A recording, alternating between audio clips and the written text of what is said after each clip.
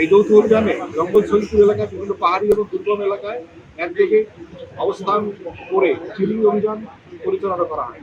সন্দেহভাজন আস্তানা, ঝুঁকিপূর্ণ বসতি, পাহাড়ি পথ, গোপন স্থাপনা এবং অপরাধীদের সম্ভাব্য অবস্থানসমূহ তল্লাশি চালানো হয়। এ সময় আইনশৃঙ্খলা বাহিনীর রক্ষার সদস্য বিভিন্ন স্থানে অভিযান পরিচালনা করে প্রায় 5 জনকে গ্রেপ্তার করা হয়েছে।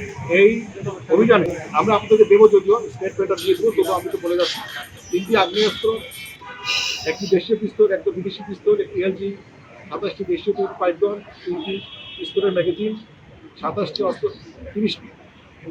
অস্ত্রধারী পাইপ, 61টি কার্টুন, বিভিন্ন ধরনের প্রায় 1113 রাউন্ড গুলি, 11টি ককটেল বিস্ফোরক যাকে বলা হচ্ছে, 18টি হেক্সোব্লেড, যেগুলোতে বিভিন্ন জিনিস কাটা যায়, হাতুড়ি, প্লাস রেঞ্জ, ড্রিল মেশিন সহ অন্যান্য অনেক জিনিসপত্র এখানে উদ্ধার করা হয়েছে।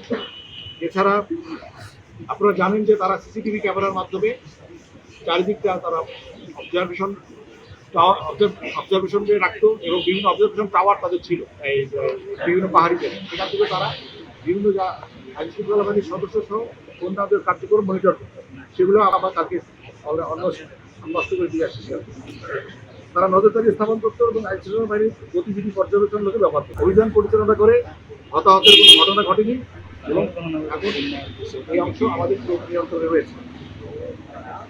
এখন জঙ্গল শরীফপুর এলাকায় ছিন্নমূল এবং আলীনগর এলাকায় আইনশৃঙ্খলা পরিস্থিতি স্বাভাবিক রাখা, অপরাধীদের পুনরায় সংগঠিত হওয়ার সুযোগ বন্ধ করা এবং স্থানীয় জনগণের নিরাপত্তা নিশ্চিত করার লক্ষ্যে সেখানে 2টি অস্থায়ী ক্যাম্প, পুলিশ ক্যাম্প, র্যাব এবং পুলিশের যৌথ উদ্যোগে আমরা যে পরিচালিত হচ্ছে, এই দুটো আমরা আপাতত দুটো ক্যাম্প স্থাপন করেছি। পরবর্তী সময় প্রয়োজন অনুযায়ী এখানে আরও আমাদের কার্যক্রম পরিচালিত হবে।